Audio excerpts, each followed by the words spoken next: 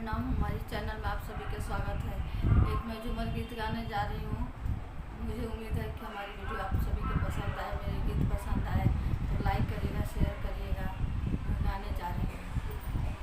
टूट गईले मोटरसाइकिल के चाबी, हमारे दिला देवर से लागी। टूट गईले मोटरसाइकिल के चाबी, हमारे दिला देवर से लागी। देवरू घुमावे नी शिमला सहरिया, देवरू घुमावे नी शिमला सहरिया।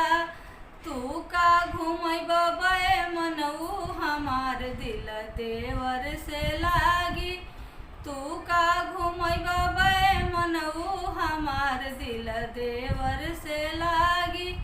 टूट गईले मोटरसाइकिल के चाबी, हमार दिल देवर से लागी।